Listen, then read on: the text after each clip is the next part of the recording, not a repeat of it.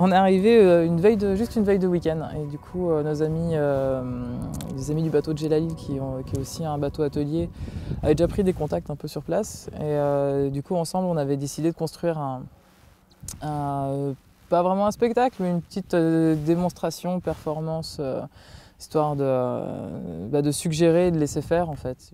Qu'est-ce qui est porteur de nous, notre cohésion sociale? C'est notre culture. Et notre culture, c'est la musique, c'est le sport. C'est comme ça qu'on va vers les gens. On a commencé à essayer d'apprendre ce qu'on savait faire. Et puis, on a appris très vite des mots basiques à dire merci. Une bonne partie des villageois ont commencé à nous rejoindre. Moi, je marchais un peu dans le reste du village et je voyais les gamins justement qui commençaient à montrer Penduxis du doigt en disant « Ah, il y a un truc qui se passe, il y a un truc qui se passe ». Du coup, ils traçaient, ils venaient nous voir. Donc nous, on a pu avoir un super moment d'échange avec eux sans parler, juste en suggérant les choses, rien qu'avec du langage corporel en fait.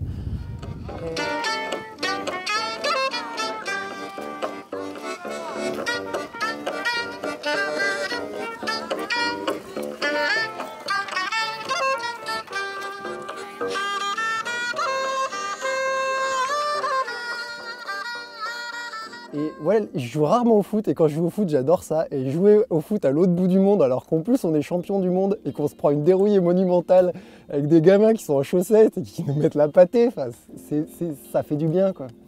Ça fait du bien, ça remet à sa place d'une certaine manière et puis ouais, on n'a pas besoin de mots. On n'a pas besoin de mots pour jouer. Et ce qui est rigolo, c'est qu'on joue au foot et après on joue comme des gamins. Les enfants nous sautent dessus. On fait des tas d'hommes et on est des petits bouts d'hommes. On a navigué pendant plus de 15 jours pour venir les voir parce qu'on a envie de les rencontrer, quoi. Et ça, à chaque fois qu'il y avait d'autres bateaux qui sont venus, il y avait des Suisses qui sont venus à couple, etc. Ils ont un peu eu le même accueil, quoi. C'est toujours de la surprise. Déjà, ils sont surpris de voir qu'il y a des gens qui naviguent encore et aussi loin, plutôt que prendre l'avion.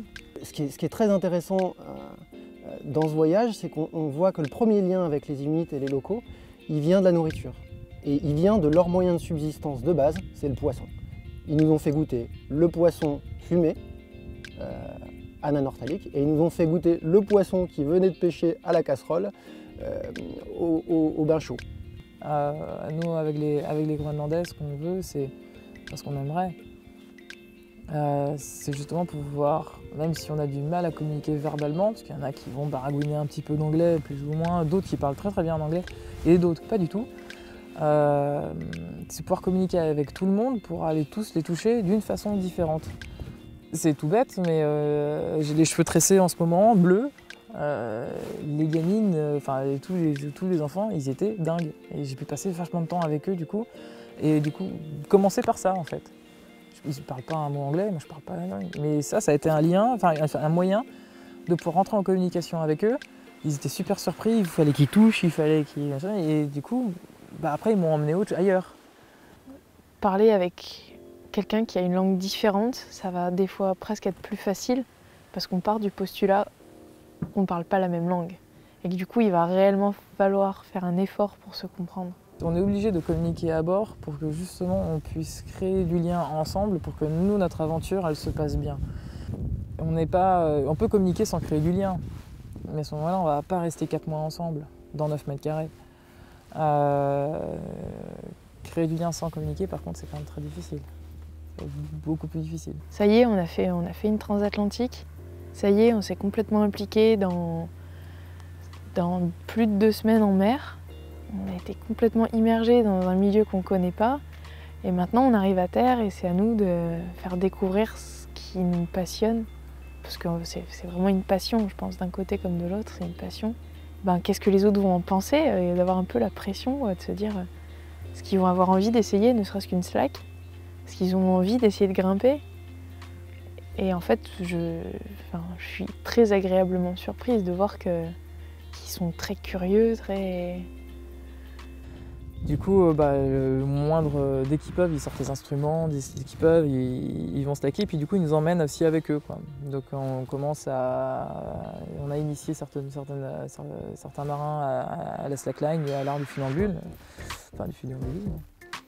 à l'escalade aussi. voilà, tu les vois avec le sourire, avec plein de questions, plein d'interrogations sur des trucs qui nous semblent peut-être basiques ou même plus poussés. Enfin, j'aime vraiment cette curiosité qu'ils peuvent avoir. C'est vraiment un partage de connaissances là. Et ça pousse aussi, enfin moi ça me pousse à remettre certaines choses au clair. Certaines choses que je considère comme acquis et sur lesquelles je réfléchis même plus. Ah mais là tiens, comment est-ce que je pourrais l'expliquer? Ah tiens, ça me fait penser à ça.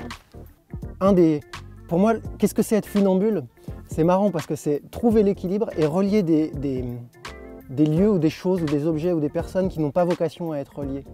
Et ça, c'est essentiel. Par exemple, sur un bateau, une voile et une écoute, ils ont besoin d'être reliés, c'est leur vocation.